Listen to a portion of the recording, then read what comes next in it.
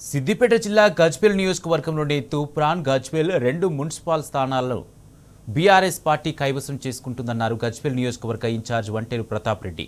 BRS హయాంలో జరిగిన అభివృద్ధిని చూసి కాంగ్రెస్ నుంచి బీఆర్ఎస్లోకి చేరికలు పెరిగాయన్నారు.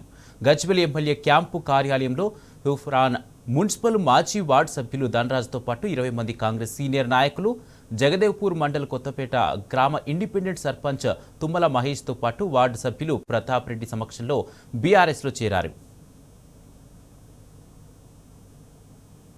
తుమ్మల మహేష్ గారు వార్డు సభ్యులు ఇండిపెండెంట్గా గెలిచి ఈరోజు బీఆర్ఎస్ పార్టీలో కేసీఆర్ గారి, హరీష్ రావు గారి నాయకత్వంలో పనిచేయడానికి ముందుకు వచ్చి కండువా వేసుకొని ఫ్యూచర్ తెలంగాణ అంటే బీఆర్ఎస్కే ఉంటుంది, తెలంగాణ బాగుండాలంటే కేసీఆర్కే సాధ్యమవుతుంది. గతంలో కేసీఆర్ గారు కొత్తపేట గ్రామానికి కాంగ్రెస్ 60 సంవత్సరాల కాలంలో చేయనటువంటి పని, అక్కడ ఉన్నటువంటి రైతులందరూ కూడా పట్టేదారు పాస్ పుస్తకాలు ఇచ్చి వాళ్ళ జీవితకాల కోరిక నెరవేర్చినటువంటి వ్యక్తి కేసీఆర్ గారు.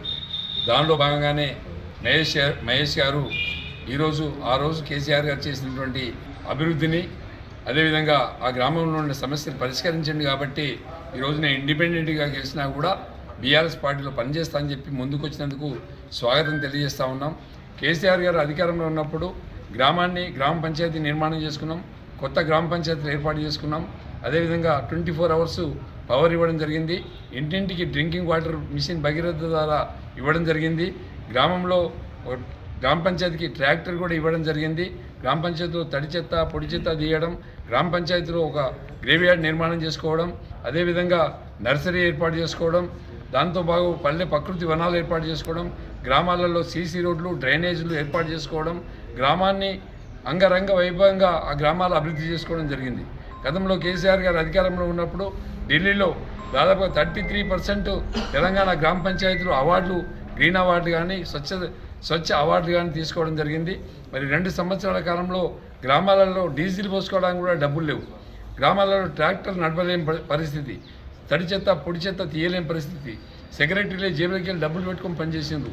ఇలా కొత్తగా గెలిచినటువంటి సర్పంచులు అభివృద్ధి చేద్దామంటే అకౌంట్లన్నీ ఫ్రీజింగ్లో పెట్టిండ్రు, అకౌంట్ నుంచి డబ్బులు తీసుకునే పరిస్థితి లేదు. కాబట్టి ప్రభుత్వం వెంటనే స్పందించి ఆ గ్రామ పంచాయతీల యొక్క ఫ్రీజింగ్ తీసివేసి పూర్తి స్వేచ్ఛ అధికారాలు గ్రామ పంచాయతీకి ఉపయోగపాలని చెప్పేసి ప్రభుత్వాన్ని డిమాండ్ చేస్తుంది.